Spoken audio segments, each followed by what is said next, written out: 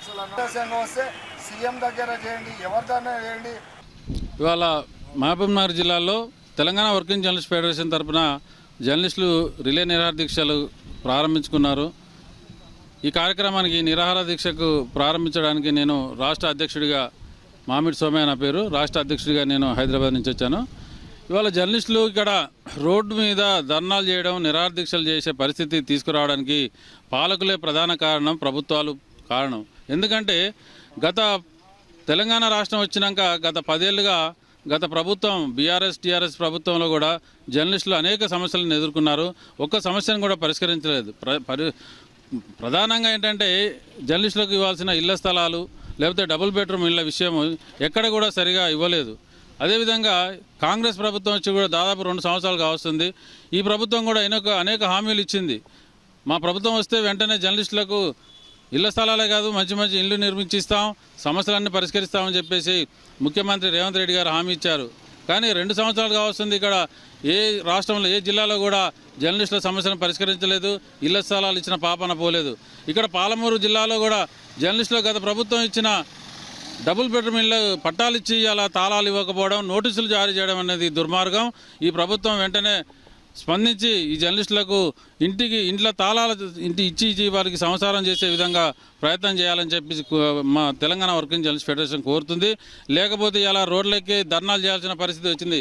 ఒక జర్నలిస్టులు ప్రభుత్వానికి ప్రజలకు మధ్యగా వారధిగా ఉండి ప్రజల సమస్యలను ప్రభుత్వం దృష్టికి తీసుకువెళ్ళే జర్నలిస్టులు ఇలా వారి సమస్యల మీద జర్నలిస్టులుగా రోడ్డుకి ధర్నాలు చేసి నిరాహార దీక్ష చేసే పరిస్థితికి ప్రభుత్వమే తీసుకురావడం అనేది సరైనది కాదు.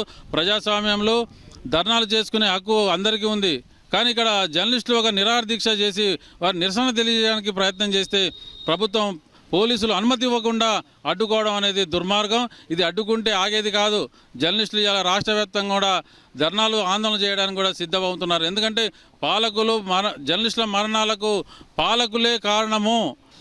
మేము గత ప్రభుత్వములో జరిగిన అన్యాయాలను ఈ కాంగ్రెస్ ప్రభుత్వం వచ్చినాక ఎలక్షన్లో ఇచ్చిన వాగ్దానాలను గుర్తు చేస్తూ 2 సంవత్సరాలుగా వినతి పత్రం ఇస్తున్నాం. కలెక్టర్ గారికి దృష్టికి తీసుకుపోయినాం, ఎమ్మెల్యే గారి దృష్టికి తీసుకుపోయినాం, ఎంఆర్ఓ గారి దృష్టికి తీసుకుపోయినాం. ఈ సమస్యలు ఇక్కడ ఎదుర్కొంటున్న సమస్యలు ప్రధానంగా గత ప్రభుత్వం 150 మంది జర్నలిస్టులకు ఇండ్ల పట్టాలు ఇచ్చారు. ఇక్కడ మేజర్గా గత ప్రభుత్వం ఇచ్చిన 85 మంది ఇండ్లు కాకుండా జేజేఆర్ కాడ 45 మందికి జర్నలిస్టులకు G+2లో ఇచ్చారు. గత ప్రభుత్వం పట్టాలు ఇస్తే ఈ ప్రభుత్వం నేటికి కూడా తాళం చేతులు ఇవ్వకుండా నోటీసులు ఇచ్చింది.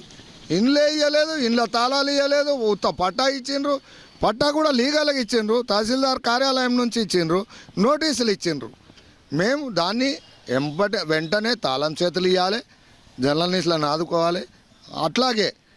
అట్లాగే కోర్టులో అప్పుడు ఎస్వేఎస్ కాడ ఇండ్ల స్థలాలు ఇచ్చినప్పుడు కోర్టు కేసులు అంటే ఒకరి ప్లాటు ఇంకొకరికి ఇచ్చిండ్రు, వాళ్ళు కోర్టుకు పోయినరు.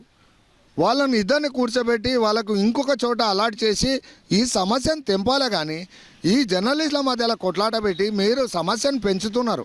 జిల్లా కలెక్టరు, ఎమ్మెల్యే కూర్చొని, రెవెన్యూ అధికారులు కూర్చొని 1 గంట 2 గంటలు చర్చిస్తే అయిపోయే సమస్యకు 2 సంవత్సరాలుగా ఎక్కడ తేలుస్తలేరు.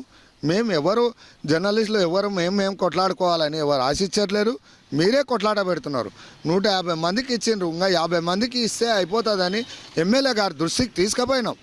చాలా సందర్భంలో 40 నిమిషాలు 50 నిమిషాలు మాట్లాడినాం. ఆయన సానుకూలంగా లేకపోవడం వల్ల ఈ సమస్యలు తలెత్తుతున్నాయి. గతంలోనేమో ఎలక్షన్ అప్పుడేమో మేము 250 గజాలు ఇస్తాం, జర్నలిస్టులకు ఇండ్లు కట్టిస్తాం, హైటెక్ ఇండ్లు కట్టిస్తాం అంటారు. పదవి వచ్చినాక మాటలే మర్చిండు. ఇప్పుడు జర్నలిస్టులు ఒక్కరే ఉన్నారా, మీ సమస్యలే ఉన్నాయా అంటే మమ్మల్ని కూడా ప్రజల్లాగా చూడు, ఓటర్లాగా చూడు.